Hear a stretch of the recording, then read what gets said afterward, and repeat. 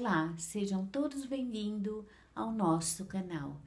Eu sou Marilda e nós vamos dar continuidade à leitura de Dom Casmurro de Machado de Assis. Eu espero que vocês, minhas amigas crocheteiras, estejam com o seu crochêzinho aí na mão, fazendo o seu crochê e ouvindo essa linda história de Machado de Assis. 7º capítulo, Dona Glória. Minha mãe era uma boa criatura quando lhe morreu o marido, Pedro de Albuquerque Santiago. Contava 31 anos de idade e podia voltar para Itaguaí. Não quis, preferiu ficar perto da igreja em que meu pai fora sepultado. Vendeu a fazendola e os escravos. Comprou alguns que pôs a ganho ou alugou uma dúzia de prédios, certo número de apólices, e deixou-se estar na casa de Mata-Cavalos, onde vivera os 2 últimos anos de casada. Era filha de uma senhora mineira, descendente de outra paulista, a família Fernandes. Ora, pois, naquele ano da graça de 1857, Dona Maria da Glória Fernandes Santiago contava 42 anos de idade. Era ainda bonita e moça, mas teimava em esconder os saldos da juventude, por mais que a natureza quisesse preservá-la da ação do tempo. Vivia metido em um certo vestido escuro, sem adornos, com um chale preto, dobrado em triângulo e abrochado ao peito por um camafeu. Os cabelos em bandós eram apanhados sobre a nuca por um velho pente de tartaruga. Alguma vez trazia a touca branca de folhos. Lidava assim com os seus sapatos de cordovão rasos e surdos, e um lado e outro, vendo e guiando o serviço todos da casa inteira, desde manhã até a noite. Tenho ali na parede o retrato dela, ao lado do marido, tais quais na outra casa. A pintura escureceu muito, mas ainda dá ideia de ambos. Não me lembra nada dele, a não ser vagarosamente que era alto e usava cabeleira grande. O retrato mostra uns olhos redondos que me acompanhava para todos os lados, efeito da pintura que me assombrava em pequeno. O pescoço sai de uma gravata preta de muitas voltas. A cara é toda rapada, salvo um trechozinho pegado às orelhas. O de minha mãe mostra que era linda. Contava então 20 anos e tinha uma flor entre os dedos. No painel parece oferecer a flor ao marido. O que se lê na cara de ambos é que, se a felicidade conjugal pôde ser comprada a sorte grande, eles a tiraram no bilhete comprado de sociedade. Concluo que não se devem abolir as loterias. Nenhum premiado as acusou ainda de imorais, como ninguém taxou de má a boceta de Pandora, por lhe ter ficado a esperança no fundo. Em alguma parte há de ela ficar. Aqui os tenho aos 2 bem casados de outrora, os bem-amados, os bem-aventurados, que se foram desta para outra vida. Continuar um sonho provavelmente. Quando a loteria e Pandora me aborrecem, ergo os olhos para eles e esqueço os bilhetes brancos e a boceta fatídica. São retratos que valem por originais. O de minha mãe, estendendo a flor ao marido, parece dizer: sou toda sua, meu guago cavalheiro. O de meu pai, olhando para a gente, faz este comentário: vejam como esta moça me quer. Se padecessem moléstia, não sei. Como não sei se tiveram desgosto. Era criança e comecei por não ser nascido. Depois da morte dele, lembra-me que ela chorou muito, mas aqui estão os retratos de ambos, sem que o encardido do tempo lhe estão os retratos de ambos, sem que o encardido do tempo lhes tirasse a primeira expressão. São como fotografias instantâneas da felicidade. 8º capítulo. É tempo. Mas é tempo de tornar aquela tarde de novembro uma tarde clara e fresca, sossegada como a nossa casa e o trecho da rua em que morávamos. Verdadeiramente foi o princípio da minha vida. Tudo o que sucedera antes foi como pintar e vestir das pessoas que tinham de entrar em cena, o acender das luzes, o preparo das rebecas, a sinfonia. Agora é que eu ia começar a minha ópera. A vida é uma ópera, dizia-me um velho tenor italiano, que aqui viveu e morreu, e explicou-me um dia a definição, em tal maneira que me fez crer nela. Talvez valha a pena dá-la, é só um capítulo. Capítulo 9. A ópera. Já não tinha voz, mas teimava em dizer que a tinha. O desuso é que me faz mal. Acrescentava: sempre que uma companhia nova chegava da Europa, ia ao empresário, expunha-lhe todas as injustiças da terra e do céu. O empresário cometia mais uma, e ele saía a bradar contra a iniquidade. Trazia ainda os bigodes dos seus papéis. Quando andava, apesar de velho, parecia cortejar uma princesa da Babilônia. Às vezes, cantarolava, sem abrir a boca, algum trecho ainda mais idoso que ele, ou tanto. Vozes assim abafadas são sempre possíveis. Vem aqui jantar comigo algumas vezes.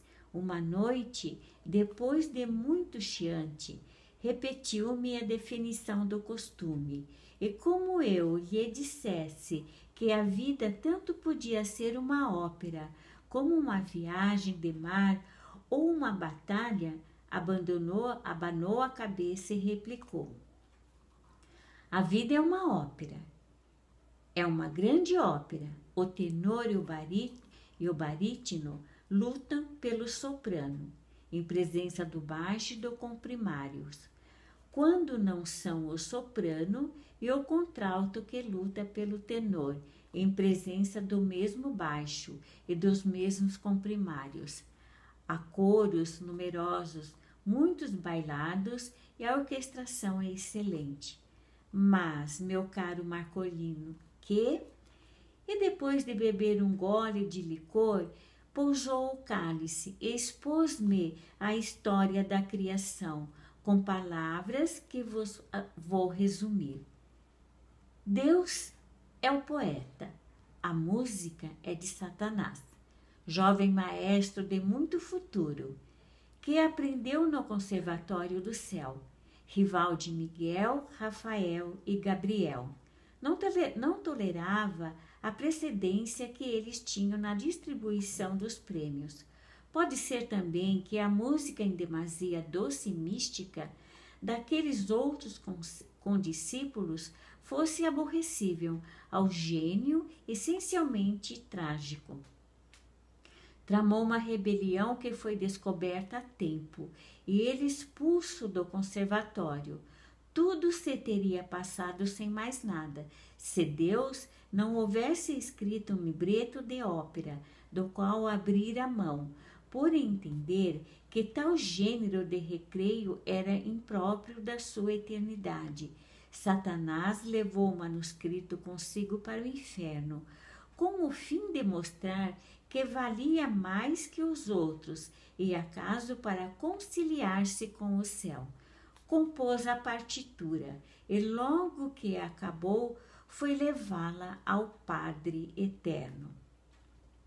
Senhor, não desaprendi as lições recebidas, disse-lhe, aqui tendes a partitura, escutai-a, emendai-a, fazei-a executar, e se a achardes digna das alturas, admiti-me com ela a vossos pés.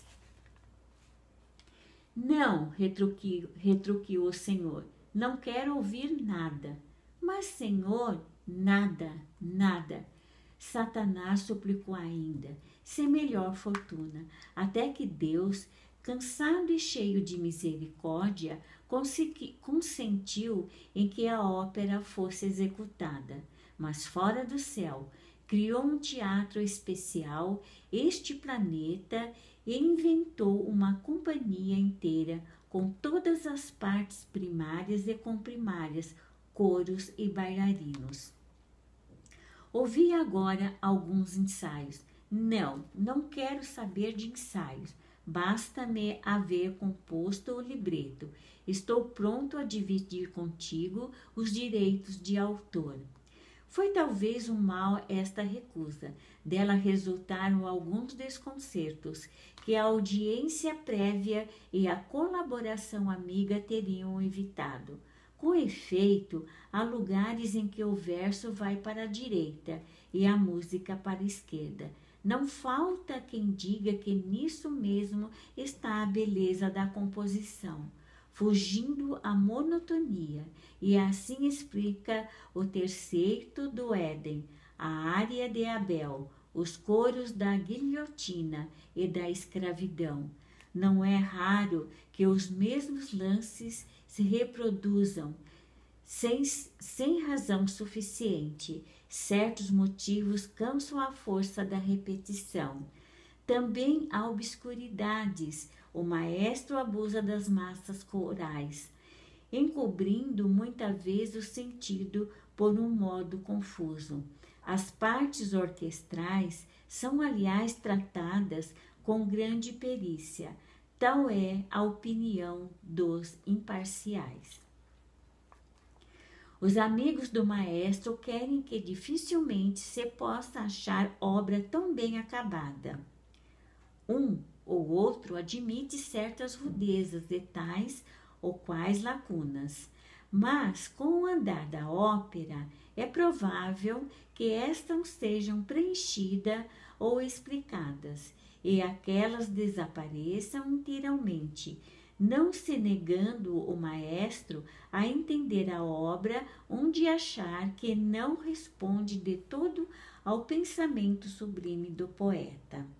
Já não dizem o mesmo os amigos deste. Jura que o libreto foi sacrificado, que a partitura corrompeu o sentido da letra e, posto seja bonita em alguns lugares e trabalhada com arte em outros, é absolutamente diversa e até contrária ao drama. O grotesco, por exemplo, não está no texto do poeta, é uma essência para imitar as mulheres patucas de Windsor. Este ponto é contestado pelos satanistas, com alguma aparência de razão. Dizem eles que, ao tempo em que o jovem Satanás compôs a grande ópera, nem essa farsa, nem Shakespeare eram nascidos. Chegam a afirmar que o poeta inglês não teve outro gênio senão transcrever a letra da ópera, com tal arte e fidelidade que parece ele próprio o autor da composição, mas, evidentemente, é um plagiário. Esta peça, conclui o velho tenor, durará enquanto durar o teatro, não se podendo calcular em que tempo será ele demolido por utilidade astronômica. O êxito é crescente. Poeta e músico recebem pontualmente os seus direitos autorais, que não são os mesmos, porque a regra da divisão é aquilo da escritura. Muitos são os chamados, poucos os escolhidos. Deus recebe em ouro, Satanás em papel. Tem graça? Graça? Bradou ele com fúria, mas aquietou-se logo e replicou: Caro Santiago, eu não tenho graça, eu tenho horror à graça. Isto que digo é verdade pura e última. Um dia, quando todos os livros forem queimados por inúteis, há de haver alguém, pode ser que tenor e talvez italiano, que ensine esta verdade aos homens. Tudo é música, meu amigo. No princípio era o dó, e o dó fez-se ré, etc. Este cálice enchia-o novamente. Este cálice é um breve estribilho. Não se ouve? Também não se ouve o pau nem a pedra, mas tudo cabe na mesma ópera. Capítulo 10. Aceito a teoria. Que é demasiada metafísica para um só tenor, não há dúvida, mas a perda da voz explica tudo, e há filósofos que são, em resumo, tenores desempregados. Eu, leitor amigo, aceito a teoria do meu velho Marcolini, não só pela verossimilhança, que é muita vez toda a verdade, mas porque a minha vida se casa bem à definição. Cantei um duo terníssimo, depois um trio, depois um quarto, mas não adiantemos, vamos à primeira parte, em que eu vim a saber que já cantava, porque a denúncia de José Dias, meu caro leitor, foi dada principalmente a mim. A mim é que ele me denunciou. Então vamos ficar por aqui, minhas caras amigas. Espero que vocês tenham aproveitado a leitura e, enquanto isso, estejam fazendo o crochê de vocês. Então, compartilhem os meus vídeos, deixem um joinha aí para mim e beijos e luz a todos vocês. E aguardem os próximos capítulos.